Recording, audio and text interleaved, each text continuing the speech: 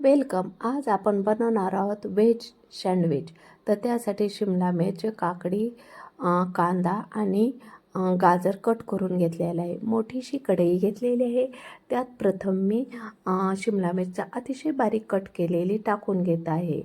आणि हे प्रोसेस करते वेळेस आपल्याला गॅसची फ्लेम कमीच ठेवायची आहे, जेणेकरून व्यवस्थित सॉफ्ट आपल्या सारण होईल. शिमला मिरची सॉफ्ट झालेली आहे. साईडला मी कोथिंबीर कट करत आहे. तसंच पत्ताकोबीही भरपूर असा उभ्या स्लाईडमध्ये कट केलेला आहे.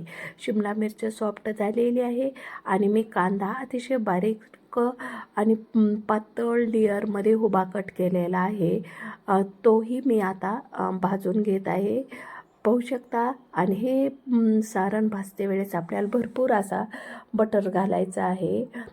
पाहू शकता. व्यवस्थित बटर घातल्यानंतर आस्वाद मस्त लागतो मधल्या सारणचा आणि परफेक्ट भाजणं बी होतं, भाजायला बी व्यवस्थित सारण येतं. तर पाहू शकता बऱ्यापैकी कांदा आणि शिमला मिरचं परतून झालेला आहे.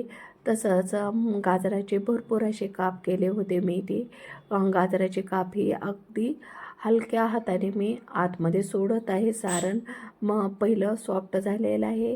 आता तशाच प्रकारे आपल्याला गाजरही सॉफ्ट करून घ्यायचं आहे. मस्त असं आपलं सारण दिसत आहे. आणि या सारणला आणखीन लज्जत वाटवण्यासाठी आपण थोडंसं मीठ घालायचं आहे. आणि नंतर मी बारीक काकडी कट केलेली घालत आहे. पाहू शकता किती बारीक केलेली होती काकडी मी कट ते टाकली आहे. आणि मस्त असे त्यातच आपल्याला कोथिंबीर बी टाकून घ्यायची आहे. आणि मस्त असं सारण परतत राहायचं आहे. तसंच पत्ताकोबी शेवटी टाकत आहे मी आणि हाताने चोळून टाकत आहे भरपूर. त्यातच आपल्याला टमाटा सॉसही घालायचा आहे आणि मेयोनीजही घालायचं आहे. टमाटा सॉस हा व्हिडिओ माझा स्किप झालेला आहे, तर मेयोनीज मी घालताना दाखवत आहे. तर पाहू शकता मस्त असं हे सारण आपल्याला परतून घ्यायचं आहे. मस्त स्वाद लागतो. आणि ही पूर्ण प्रोसेस करण्यासाठी मला अर्धा तास लागलेला आहे. आणि आता तवा घेतला आहे. तव्यावर मी बटर टाकलेलं आहे. 2 पाव मी साईडला काढलेले आहे, ब्रेड पाव. आणि त्याच्यावर हे सारण काठोकाठ आपल्याला भरून घ्यायचं आहे. आणि जेवढं व्यवस्थित तुम्ही काठोकाठ हे सारण भरून घ्याल ब्रेडवर, तेवढं मस्त असं सँडविच आपलं लागेल. आणि दुसरं वरती ठेवायचं आहे आणि बटरच्या तव्यावर हे आपल्याला ब्रेड ठेवायचं आहे. 2 मिनटं आहे त्या कंडिशनमध्ये ठेवून आपल्याला अलगद परतून घ्यायचं आहे. लो गॅसवर ही प्रोसेस करायची आहे आणि मस्त अशी खरपूस भाजून घ्यायची आहे. साईडला थोडंसं आपल्याला बटरही फिरवून घ्यायचं आहे. मस्त खरपूस भाजून घ्यायचं आहे.